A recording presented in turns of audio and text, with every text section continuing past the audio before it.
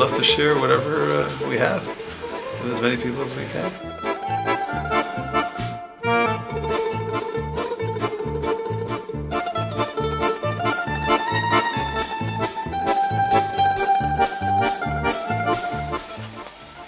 We have the privilege this evening of studying the section of Tissa. One of the central stories is the tragic sin of, anyone?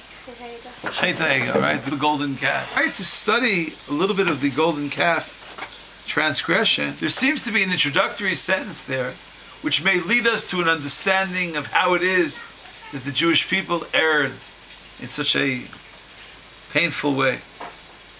The 32nd chapter reads, Vayar ha'am ki voshesh Moshe laredet min ha'har. The people saw that Moshe was delayed in coming down from the mountain. And when they saw that Moshe was late, they somehow lost it. According to one rabbinic tradition, there was a certain time frame that Moses told them, I'm going to be back in 40 days. And the 40 days seem to have been up, and where is Moshe? And according to one reading in Midrash, one reading in rabbinic literature, it was 40 days. But the question is how you counted the 40 days. Did you count from the day that he ascended to the mountain, or you start the next day? Does it mean 40 days from one point to 40 days from another point? And because of this lack of patience for one more day, such a great, great tragedy took place. So many thousands of people were killed, and the rabbis say that the sin of the golden calf is something that we have experienced in so many different ways throughout the generations. And perhaps it's not a one-time lesson of not waiting till the next day. Maybe many, many sins, maybe many, many errors are the result of the fact that people want something now. Well, Moses is gone, so Aaron will take care of us, to create some kind of a substitute. And perhaps if someone would have said to the Jewish people, and I hope I'm not saying anything which is too harsh against our holy nation, but maybe if someone would have said, okay, he's not here, maybe tomorrow. Maybe tomorrow.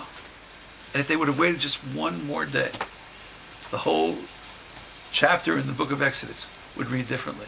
How many times do people make their own little golden calves in terms of their interpersonal relationships?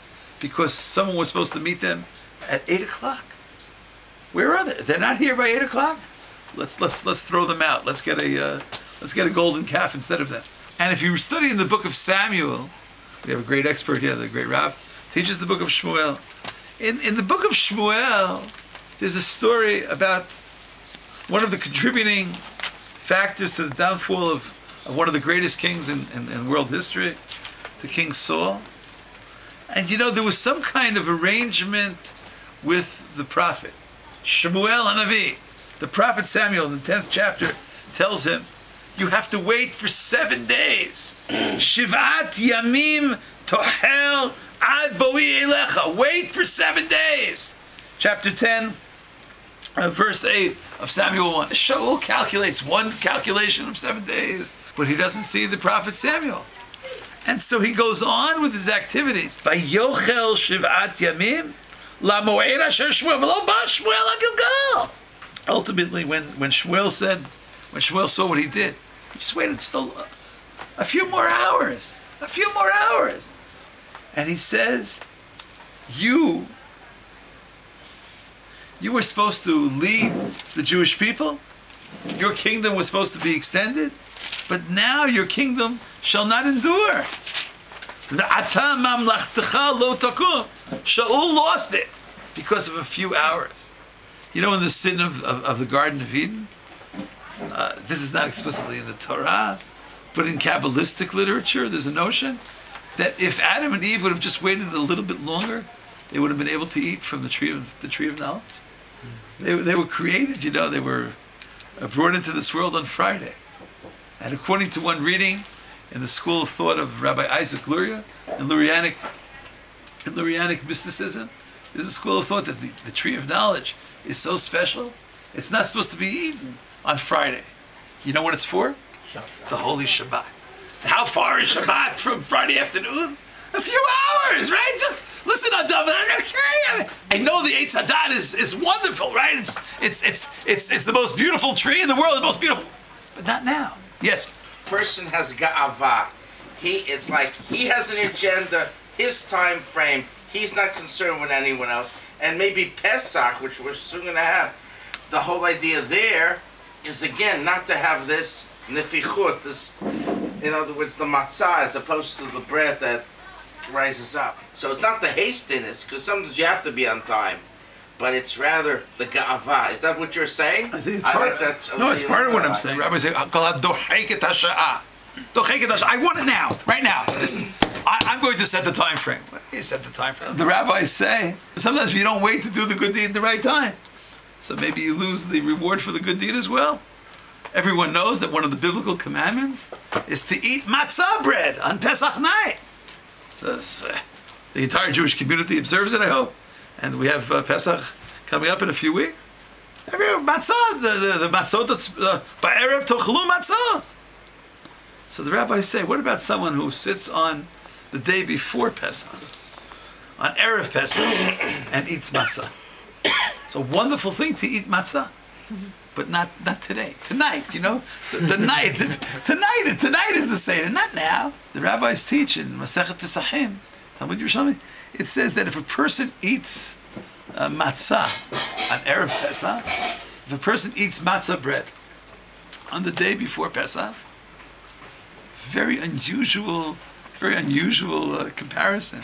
The rabbis say it's the equivalent of someone having intimate relations with his fiancée, before they're married. Kilu ba al rusato bevet hamir. It's wonderful. We want you to be together. We want you to live together. Can't you wait? Tonight is the wedding. I mean, you have to sit down. Perhaps we're led into the pathway of the golden calf if we don't have the patience to wait. Hevu mitunim badin can mean I think it's the first teaching in the ethics of the fathers. Be slow, be deliberate in judgment. That which you think must take place right now, maybe you should wait a little bit longer before you do. If each of us in his or her own life can somehow internalize this message. Do you know how many people lost their lives literally? Lost their lives literally because they thought it's all over for them. And if they would have only waited one more day, things turned around. Usually it's taken to mean be slow in judging other people. That's probably the real meaning of it. On an interpersonal level, you want to pass judgment on someone, be slow before you make judgment. But maybe making judgments about life also, be slow. You have to make a judgment about Samuel, you have to make a judgment about the tree of knowledge, you have to make a judgment about Moses. And so many times in life, things seem to us to be so difficult, and the tunnel seems to be endless. Just a little bit more patience. One more turn in the dark tunnel, and we're out into the bright light. May God shine the bright light upon the entire Jewish nation, the entire world, and may we never ever err again in this era of losing patience, even if someone is delayed in coming down from any kind of mountain. Thank you so much for listening. Shalom. Misha Berach Avotena Avraham Yitzchak Yaakov Moshe Aaron David Shlomo Yivarech V'Yapei Yitzar V'Yishmar Yirmiyahu Ben Pri Ben Nechama El Narafan Allah Yachad Am Kol Chalei Yisrael HaKadosh Baruch Hu Yimalei Racham Aleihem Achlimanu Rachatam Lachzikam Lachyotam Yishlach Lahem Meirav Refuah Shem HaShamayim Chol Yivreim V'Gideim B'Toch Shar Chalei Yisrael Refuat HaNefesh Refuat HaGuf Hashtav HaGalah V'Zman Karib Ben Olam. Thank you so much for listening. There's plenty of food.